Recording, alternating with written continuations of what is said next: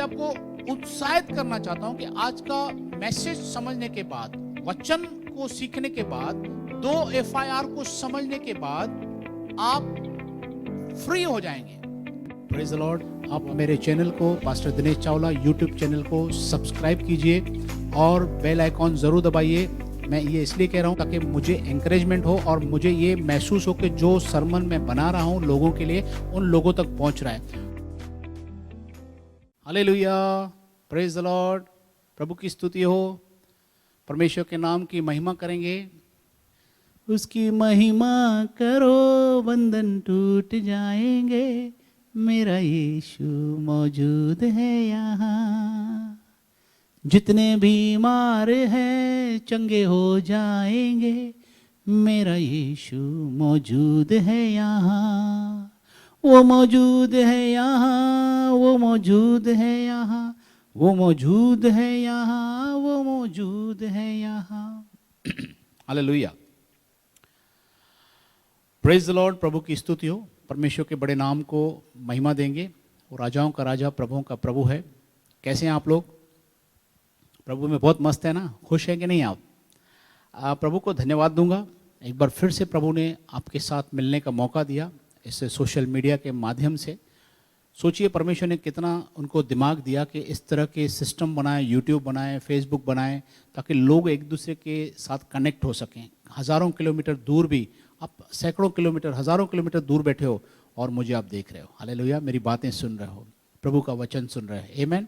तो आज मैं आपसे कुछ नया एक सब्जेक्ट लेकर आया हूँ जो बहुत ही बेहतरीन, बहुत मज़ेदार है, और जो मुझे खुद को, जब मैंने बाइबल पढ़ा, जब मुझे पवित्र आत्मा ने इस बात की प्रेरणा दी, समझ दी, बुद्धि दी कि मैं इस तरह का मैसेज बनाऊं, तो मुझे बहुत थ्रिलिंग लग रहा था, बहुत खुशी हो रही थी।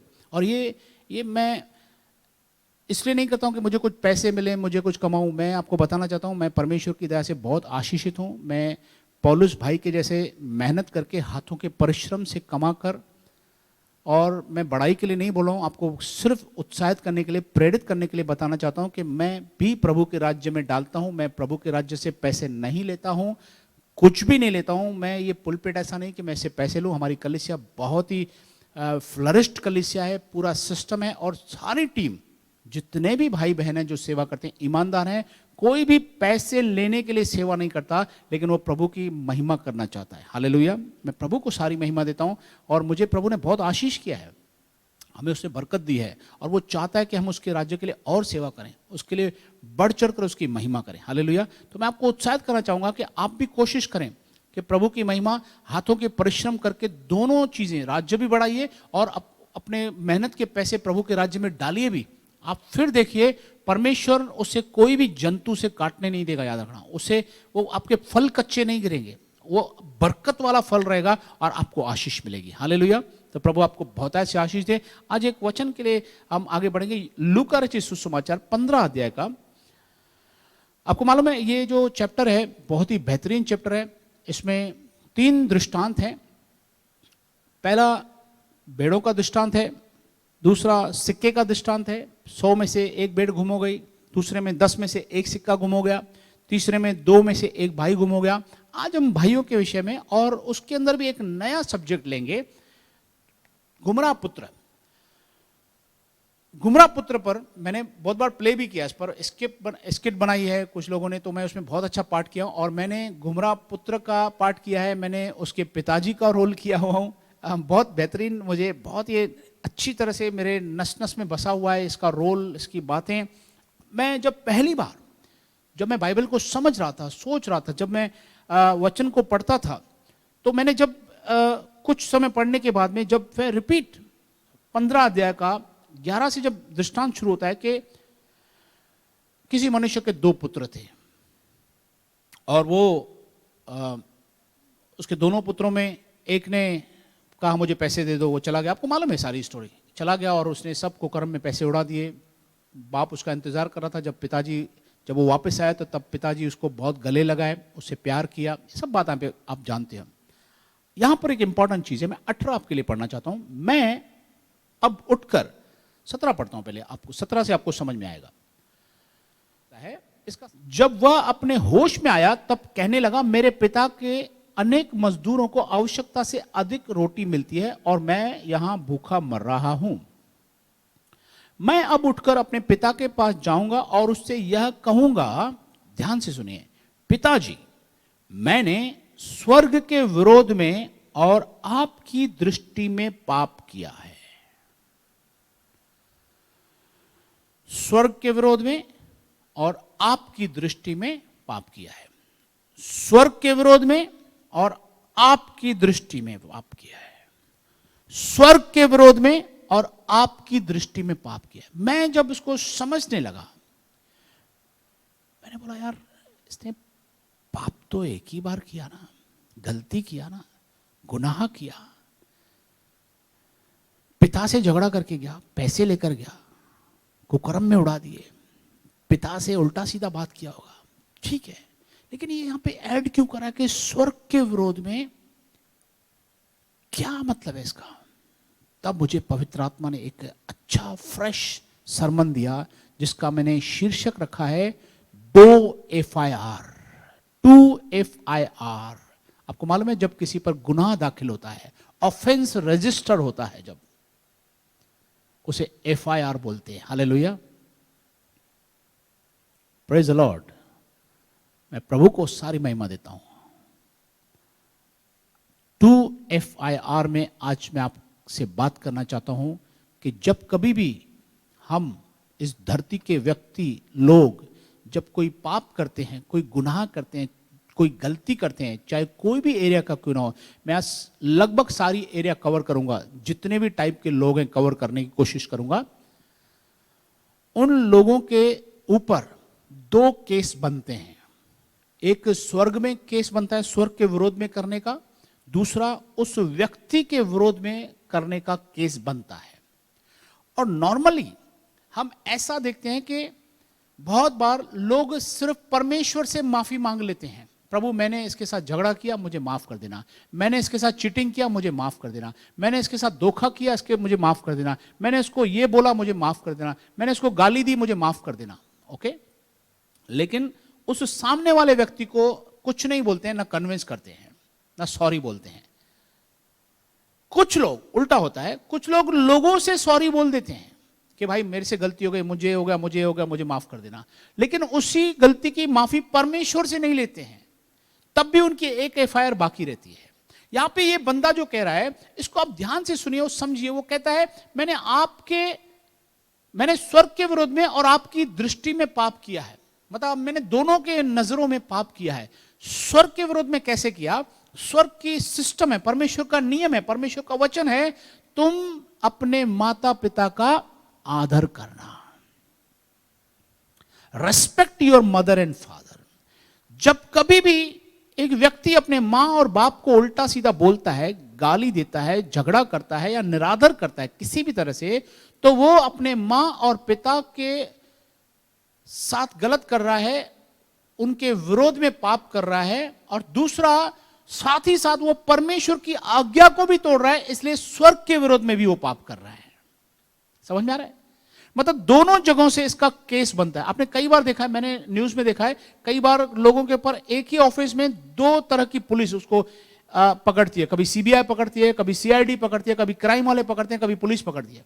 वहां से उसको जमानत मिलती है, फिर दूसरी पुलिस उठा के जाती है, भाई तुम्हारा ये केस तुम्हारा बाकी है। 2-2, 4-4 FIR रहती है उसके ऊपर, केस बने हुए रहते हैं। तो यहां पर 2 FIR है।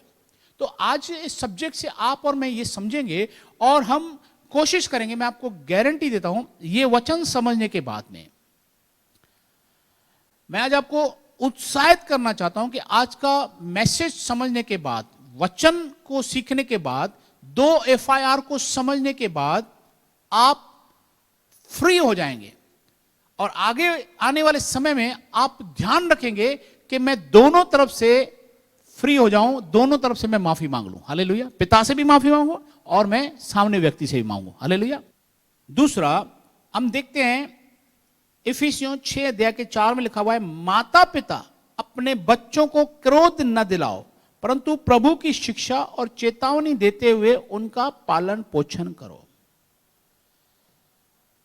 एक 2 जगह बाइबल में ऐसा भी लिखा हुआ है कि बच्चों को रिस्क नहीं दिलाओ, तंग मत करो, ऐसा ना हो कि उनका साहस टूट जाए।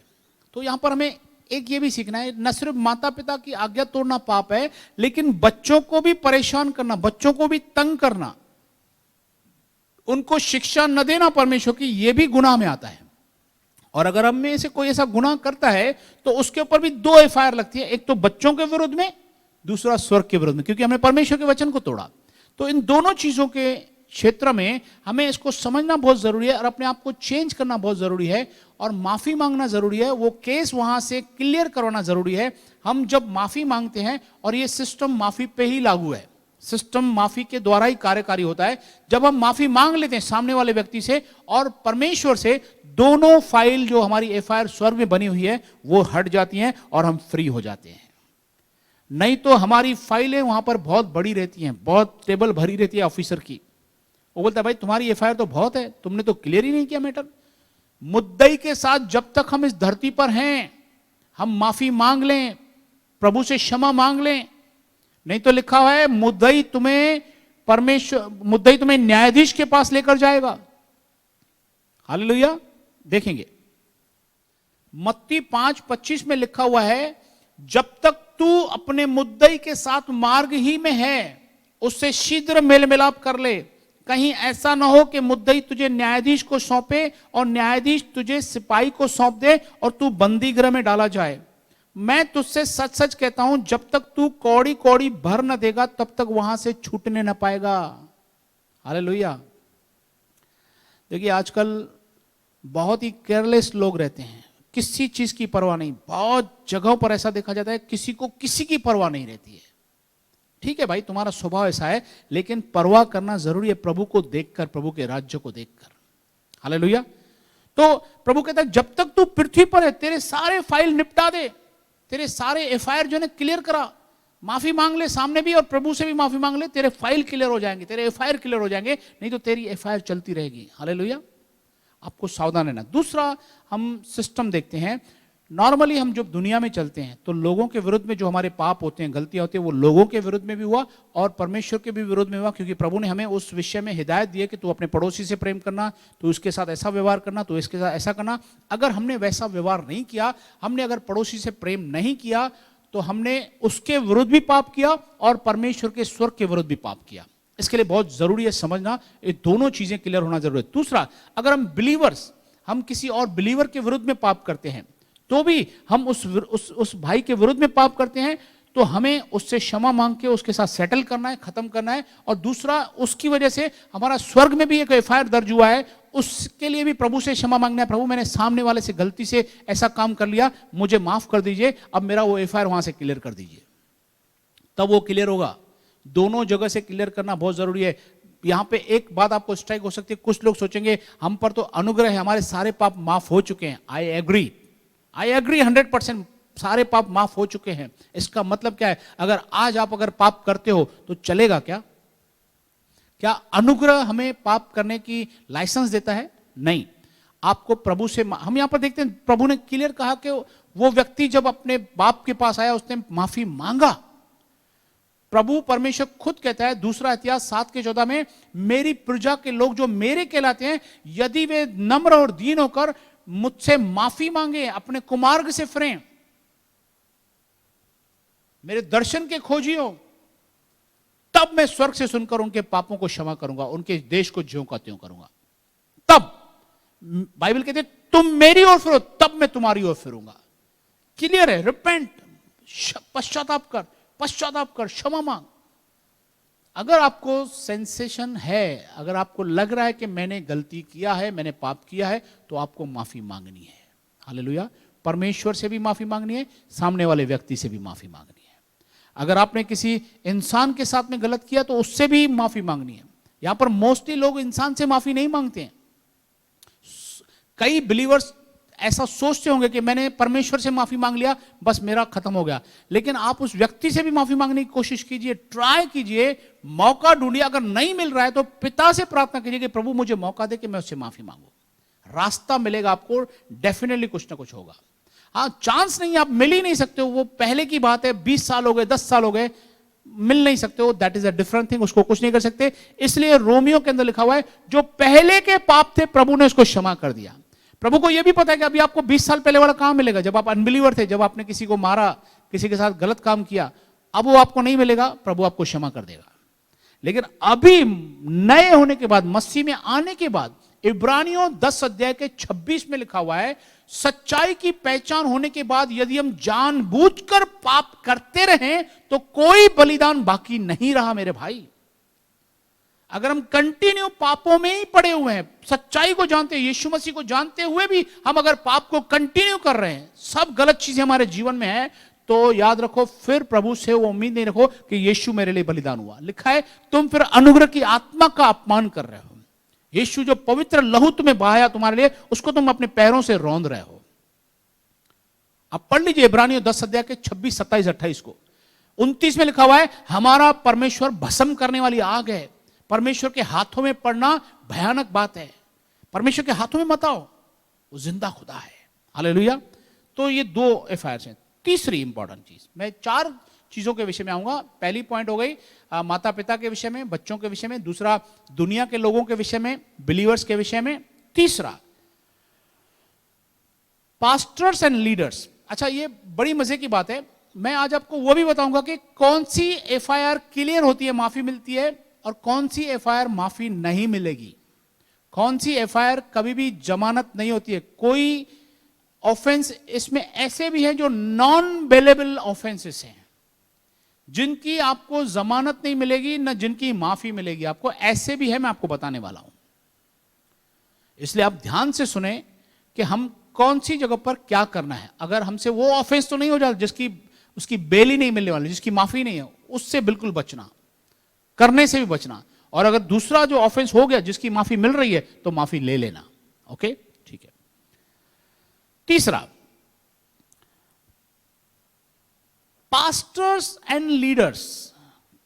कई लोग पास्टरों के विरोध में और अपने अगुओं के विरोध में बात करते हैं, उनके विरोध में पाप करते हैं।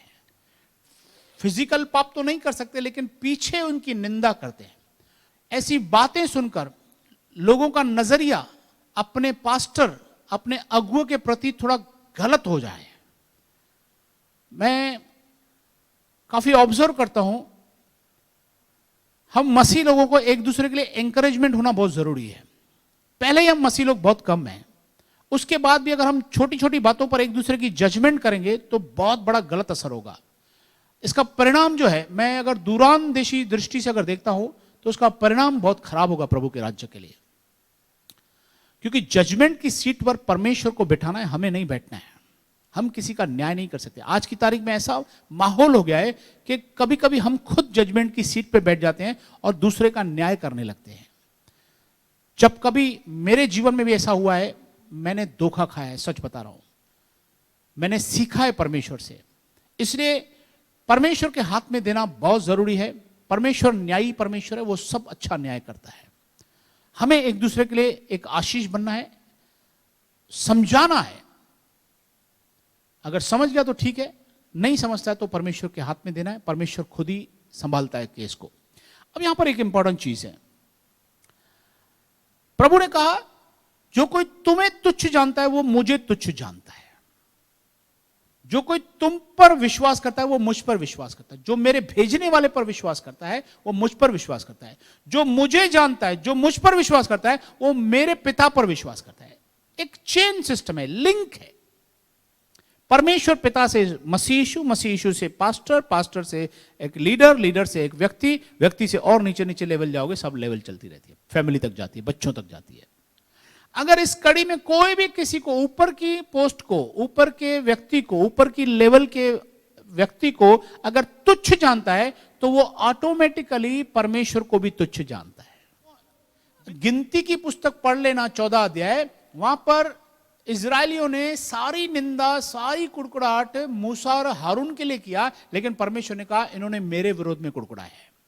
मतलब अगर हम किसी पास्टर, अपने अगुओं के विरोध में, जिसने आपको वचन सुनाया है, लिखा है जो वचन का परिश्रम करते हैं वो 2 गुने आदर के योग्य होने चाहिए।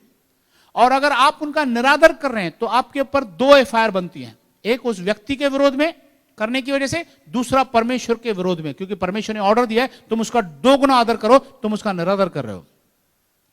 इसलिए हम चाहे दुनिया में किसी भी तरह के माहौल में रहें, आज कभी कभी ऐसा सुनकर, कुछ बातें सुनकर, बिना समझकर हम कई बार परमेश्वर के दासों को आजकल तुच्छ समझने लगे। ये बहुत बड़ी गलती कर रहे हो आप लोग। अगर आपकी नजर में किसी पास्टर की वैल्यू कम हो रही है तो आपके ऊपर 2 एफआईआर लग रही है, याद रखिएगा। अगर आपको नहीं समझ में आता है तो भी आप उसके विरुद्ध में पाप मत करो, नहीं तो 2 एफआईआर है। आपको समझना बहुत जरूरी है, इट इज वेरी इंपॉर्टेंट। अगर आपको अभी रियलाइज हो रहा है तो आपको आज मांगता है कि उस पास्टर से, उस अगुए से आप फोन करके या उसे बुलाकर या उसके पास जाकर उससे पर्सनली माफी मांगे, केस रफा दफा कराएं, क्योंकि प्रभु ने उसको सेवा के लिए रखा हुआ है। अगर आपने कोई पाप किया है, उसके विरोध में निंदा की है, तो आप उससे माफी मांगे और परमेश्वर से भी माफी मांगे। कई बार इस केस में भी बहुत सारे लोग पिता से सिर्फ माफी मांगते हैं, प्रभु मुझे माफ करना, मैंने अपने पास्टर के विरोध में बात किया। क्योंकि लिखा है जो तुझे तुच्छ जानता है वो मुझे तुच्छ जानता है। बताओ, अगर आपने अपने पास्टर को तुच्छ जाना तो किसको तुच्छ जाना? परमेश्वर को तुच्छ जाना है। परमेश्वर इस बात को नहीं भूलता। सिस्टम है, एफआईआर सिस्टम है, वो एफआईआर आप पर लगी हुई है, वो चालू है। इसलिए अगर आपको दोनों जगह से क्लियर जब तक नहीं होते हो तब तक वो एफआईआर क्लियर नहीं होगी। हालेलुया। इन तीनों केसेस में आपको और मुझे माफी मिल जाती है। हमारे ऊपर जब गुनाह दाखिल होता है परमेश्वर की ओर से, स्वर्ग की ओर से और इंसानों की ओर से, क्योंकि मनों में इंसान को भी तो लगता है ना, जब हम किसी के विरोध में कोई पाप करते हैं, कुछ गलत करते हैं, उससे टेढ़ा बात करते हैं, तो उसके मन में भी तो दुख होता है ना। वो भी तो कुछ मन में सोचता है, कुछ बोलता है हमारे विरोध में, कुछ कहता है हमें। वो केस उसका है, फिर वो प्रभु से जानेगा। आपकी ये तर्क हो सकती है कि भाई मैंने अगर उसको ऐसा बोला तो उसने भी तो मुझे ऐसा बोला ना, ऐसा तर्क हो सकता है, राइट है।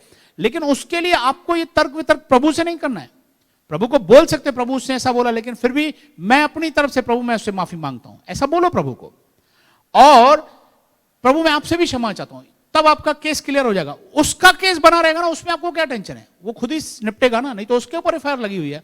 आपको स्वर्ग से आशीष चाहिए कि नहीं, आपको और मुझे स्वर्ग चलना है कि नहीं चलना है वो सोचिए, या फिर आपको यहीं पे रहना है।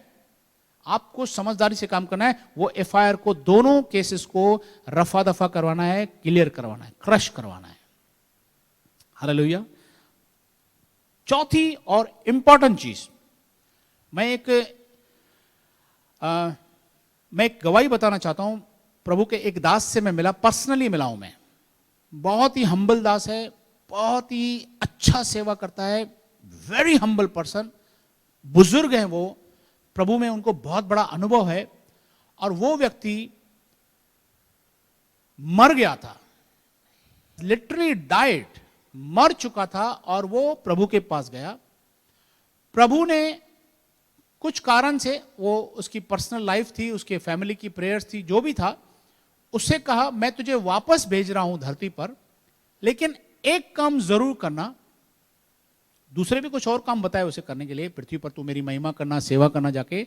लेकिन उससे एक इंपॉर्टेंट ये बात कहा कि तू पृथ्वी पर जब जाएगा तो किसी भी पास्टर के विरोध में किसी भी तरह का टारगेटिंग या कुछ ऐसा मैसेजेस नहीं देना, या कुछ ऐसा काम नहीं करना जिससे कलीसियाओं के लोग अपने पास्टर और अपने अगुए को तुच्छ जाने और मेरी कलीसियाएं खराब हो और मेरी कलीसियाएं खाली होने लगे। ये इंपॉर्टेंट उन्होंने, प्रभु ने खुद, प्रभु ये मैं जब वो गवाही सुना था मैं रो रहा था बहुत।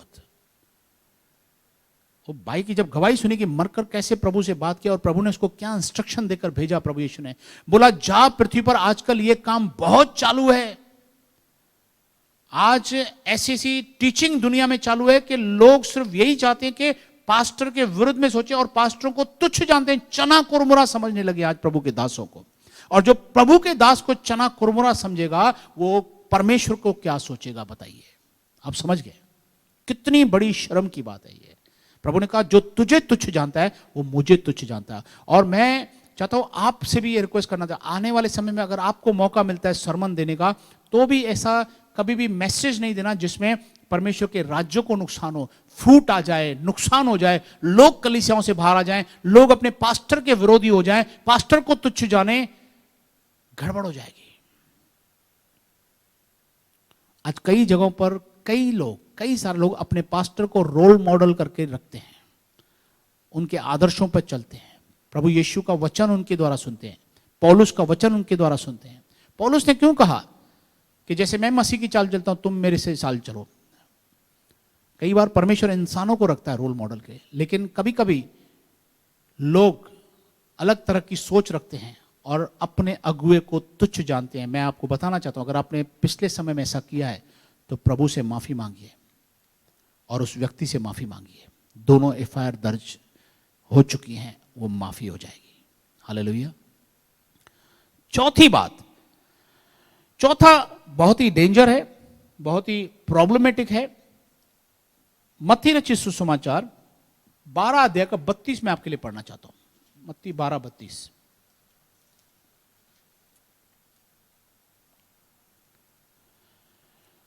प्रभु यीशु ने कहा, जो कोई मनुष्य के पुत्र के विरुद्ध में कोई बात कहेगा उसका यह अपराध क्षमा किया जाएगा, परंतु जो कोई पवित्र आत्मा के विरोध में कुछ कहेगा उसका अपराध न तो इस लोक में और न परलोक में क्षमा किया जाएगा। प्रभु ने खुद कहा कि अगर कोई मेरे विरुद्ध में बात करता भी तो प्रभु के एक सिस्टम से वो क्षमा किया जा सकता है, किया जाएगा, लेकिन पवित्र आत्मा के विरोध में जो पाप करेगा वो यहां भी क्षमा नहीं होगा और वहां भी क्षमा नहीं होगा। यहां पे भी 2 एफआईआर है। देखिए, मतलब यहां पे भी हमें क्षमा मिलनी चाहिए और वहां पे भी क्षमा मिलनी चाहिए। 2 जगह की एफआईआर। यहां पे फिर से वचन कंफर्म करा, आपको पता है। अब हमें करना क्या है? पवित्र आत्मा के विरोध में हम क्या बोलते हैं? कभी मुंह से ओपनली कोई भी बिलीवर पवित्र आत्मा की निंदा नहीं करता, लेकिन जितनी रॉन्ग टीचिंग्स हैं, गलत शिक्षाएं आज दुनिया में चल रही हैं, मोस्टली अगर उन डॉक्ट्रिन्स की टीचिंग पर अगर आप ध्यान दोगे ना, तो आपको यह पता चलेगा कि उन डॉक्ट्रिन्स में, उन शिक्षाओं में सबसे ज्यादा प्रॉब्लम जो है, सबसे ज्यादा जो अटैक है, टारगेट है, वो पवित्र आत्मा है, या पवित्र आत्मा की गिफ्ट्स हैं, या पवित्र आत्मा के वरदान हैं, या पवित्र आत्मा के फल हैं, या पवित्र आत्मा की एक्टिविटीज हैं, पवित्र आत्मा की सेवकाई है, उस पर अटैक है। हर गलत डॉक्ट्रिन में, कल्ट की शिक्षाओं में पवित्र आत्मा पर ही अटैक है। और प्रभु ने खुद कहा, अगर कोई पवित्र आत्मा के विरोध में कुछ भी करेगा, सोचेगा भी, लूसीफर ने कुछ किया था क्या? उसने सिर्फ सोचा था। अगर कोई सोचेगा भी, अगर उसके मन में भी ख्याल आ गया, तो भी वो पवित्र आत्मा के विरोध में पाप कर रहा है। एक्शन में भले नहीं कर रहा है तो कर रहा है, इसलिए वो पाप यहां भी क्षमा नहीं होगा और वहां भी क्षमा नहीं होगा। और दूसरे कल्ट्स में, शिक्षाओं में क्या है, आज कुछ डॉक्ट्रिन है जो ओनली जीसस, मतलब खाली यीशु ही यीशु करो, पिता की कोई वैल्यू नहीं, पवित्र आत्मा की कोई वैल्यू नहीं, इवन बपतिस्मा भी लो तो यीशु के नाम से लो खाली। हालेलुया। मेरा एक मैसेज है इसमें, ओनली जीसस पर पूरी टीचिंग है। दूसरा, यहोवा विटनेस, केवल यहोवा परमेश्वर की महिमा करो। पुत्र भी नहीं है, पुत्र भी बनाया गया हुआ है, पवित्र आत्मा तो है ही नहीं, एक एक्टिव फोर्स है खाली। मेरे कहने का मतलब है, ऐसे बहुत सारे डॉक्ट्रिन्स हैं जिसमें कई लोग पिता को अलग कर देते हैं, पुत्र को अलग कर देते हैं, पवित्र आत्मा को अलग कर देते हैं, तीनों की सेवकाई को अलग कर देते हैं, तीनों के विचारों को अलग कर देते हैं, तीनों के सिस्टम को अलग कर देते हैं, तीनों के प्यार को अलग कर देते हैं, तीनों के लोगों को अलग कर देते हैं। और ये है स्वर्ग के टेरिटरी में हाथ डालना। और ये जो एफआईआर लगती है, क्योंकि हम धरती पर हैं, ये काम कर रहे हैं, सुनकर कुछ भी सीखकर गलत शिक्षा, तो यहां पर एफआईआर लगती है और वहां की एफआईआर लगती है। लेकिन बड़े अफसोस की बात है, ये दोनों एफआईआर में हमें माफी नहीं मिलने वाली। ये एफआईआर के फाइल वहां पर बने हुए होंगे। Hallelujah, praise the Lord. तो हम इस बात से सीखें, समझें कि अगर हमने ऐसा कोई पाप किया है, कि अगर हम कोई गलत शिक्षा में गए हैं, अगर हमने परमेश्वर की आत्मा का दिल दुखाया है, हमने लिखा है आत्मा की आग को न बुझाओ, परमेश्वर की आत्मा को धोखा न दो, अगर हमने ऐसा अनजाने में जानबूझकर किया है तो हम प्रभु से क्षमा मांगे, माफी मांगे, प्रभु से कहें प्रभु मुझे माफ कर दीजिए। हालेलुया। मैं आपकी टेरिटरी में दखलंदाजी नहीं करना चाहता। पिता, पुत्र, पवित्र आत्मा, मैं आप तीनों को धन्यवाद देता हूं। आप तीनों एक ही हैं, लेकिन आप तीनों अलग अलग रहकर भी मेरे जीवन में बड़े कार्य कर रहे हो। प्रभु के सिस्टम को समझें, आप प्रभु की महिमा करें, आपको प्रभु से बहुत आशीष मिलेगी। 3 चीजें आपको यहां पे करनी है। पहला, आपको सेंसिटिव रहना है, आपको हमेशा अलर्ट रहना है, एक्टिव रहना है, सावधान रहना है कि कहीं आप ऐसी किसी गलती में तो नहीं हो, कोई ऐसी एफआईआर तो आपके ऊपर नहीं लगी। अगर आपको लग रहा है लगी है तो आप उस इमीडिएटली उस व्यक्ति से क्लियर कर दो, माफी मांग के, माफी देके, परमेश्वर से वहीं पे क्लियर कर दो, माफी मांग के, माफी देके, खत्म। अगर आपने किसी पास्टर, किसी एल्डर के, किसी भी अगुए के विरुद्ध में कुछ किया है, वहीं पर खत्म कर दो, कोई प्रॉब्लम नहीं है, कोई मारधाड़ नहीं होगी, कुछ झगड़ा नहीं होगा, खत्म हो जाएगा मैटर, खत्म कर दो माफी मांग के। जब तक रास्ते में हो, मुद्दई के साथ हो, यहीं पे निपटा दो, वहां पे लेके नहीं जाना, वहां न्यायाधीश के यहाँ पे बहुत भारी पड़ जाएगा आपको। ओके। तीसरा, अगर फैमिली में हमने कुछ किया है, एक दूसरे के साथ सेटल कर दो, रफा दफा कर दो, माफी मांग लो, माफी दे दो, खत्म कर दो, प्रभु आपको आशीष देगा। हस्बैंड वाइफ के विरुद्ध में हुआ है, पति अपनी पत्नी से अपने समान प्रेम करे, पत्नी अपने पति के अधीन रहे। अगर इन सिस्टम में अगर कोई पत्नी अपने पति के अधीन नहीं रह रही है और पति पर हुक्म चला रही है, पति की इज्जत नहीं कर रही है, उसे तुच्छ समझ रही है, तो वो मसीह को तुच्छ समझ रही है और परमेश्वर को तुच्छ समझ रही है। उस पर एफआईआर लागू है, 2 एफआईआर लागू है। अगर कोई पति अपनी पत्नी से गलत व्यवहार कर रहा है, उसके साथ बहुत बुरा व्यवहार कर रहा है, उसे प्रेम नहीं कर रहा है, उसकी सारी चीजें मुहैया नहीं कर रहा है, बहुत सारी चीजें बाइबल कहती है जो ऑर्डर देती है एक मर्द को, एक हस्बैंड को, अगर वो नहीं कर रहा है तो उसके ऊपर भी 2 एफआईआर लगती है, एक परमेश्वर के विरोध में, एक धरती पर उसकी पत्नी के विरोध में। उसको दोनों क्लियर करवानी है, पत्नी को भी दोनों क्लियर करवानी है, दोनों से माफी मांगनी है और दोनों जगहों पर उसे क्षमा प्राप्ति बहुत जरूरी है। तो ये चीजों को समझे हम। अगर हम ऐसा कुछ करते हैं तो हमें सेंसिटिव रहना है। कई बार रहते हुए घर में हम ऐसा बहुत बार नहीं करते हैं। आप जब भी बैठें प्रभु से क्षमा मांगे और कहें, प्रभु जब ऐसा मेरे से बहुत बार हुआ है, मुझे माफ कर दें। हालेलुया। दूसरा, रेस्पेक्ट योर लीडर्स। अपने लीडर्स की रेस्पेक्ट करिए, आप अपने अगुए की रेस्पेक्ट कीजिए, आप अपने कलीसिया के पासवान की रेस्पेक्ट कीजिए। दुख सुख में आपको वो ही काम आने वाला है। आमीन। तो हम कलीसिया के अंग होना बहुत जरूरी है, प्रैक्टिकल होना बहुत जरूरी है। आप इस बात को समझिए। हम कई चीजें, कई शिक्षाएं आज दुनिया में चल रही हैं, हमें उससे सावधान रहना है, गलत शिक्षाओं से बचना है, प्रभु की महिमा करनी है। आमीन। तीसरा, फैमिली को टाइम दीजिए। फैमिली के अंदर अगर हमसे कहीं भी गलती हुआ है, कोई भी ऐसा हुआ है, हम क्षमा मांगे और उसको फिर से रीबिल्ड करें, अच्छा करें, बच्चों के साथ अच्छा चले, बच्चे माता पिता के साथ अच्छा चले, पत्नी पति के साथ अच्छा चले, पति पत्नी के साथ अच्छा चले, जैसा वचन कहता है वैसा चले। मैं आपको सच्ची बता रहा हूँ, प्रभु आपको बहुत आशीष देगा। तो इन दोनों एफआईआर से हम बचें। अगर हमसे कहीं पर भी गलती होती है तो 2 एफआईआर होती है, हम दोनों से सावधान रहना है, दोनों के विषय में हमें प्रभु से माफी मांगनी है और इस एफआईआर को क्लियर करवाना है। आमीन। प्रभु आप सबको बहुत आशीष दे। मेरी रिगार्ड्स है कि प्रभु आपके जीवन में बरकत दे। Praise the lord. प्रभु की स्तुति हो। मुझे देखने और सुनने वालों को जॉनी लीवर का बहुत बहुत प्यार। मेरे दोस्तों, मेरे भाइयों, मेरी बहनों और मेरे तमाम बुजुर्गों, आप सबको मैं बहुत बहुत प्रभु की तरफ से, मेरी तरफ से बहुत बहुत प्यार कहता हूँ। और पास्टर दिनेश जी के लिए मैं क्या कहूँ, बहुत मज़ेदार इंसान हैं, प्रभु के बहुत प्यारे दास हैं। उन्होंने पहले कैसेट निकाली उल्टी खोपड़ी, और अब जो दूसरी कैसेट जो निकलने वाली है, धमाल 1, धमाल 2, धमाल 3, अब देखिए धमाल पे धमाल होता रहेगा। पहले कैसेट को आपने बहुत एंजॉय किया, बहुत आशीष पाया, इस कैसेट में भी आप लोग बहुत आशीष पाएंगे और मुझे उम्मीद है आप लोग हर चीज़ में तरक्की करेंगे, अपनी फैमिली में, अपने बिजनेस में, आपकी मिनिस्ट्री तरक्की करे, हर चीज़ में आप तरक्की करेंगे। मेरी तरफ से आपको बहुत बहुत बधाई। परमेश्वर से मैं प्रार्थना करता हूँ आपकी कलीसिया से हर एक को आशीष मिले, इस उल्लासनगर में प्रभु की रोशनी आए। मैं पास्टर दिनेश जी को बुलाना चाहूँगा।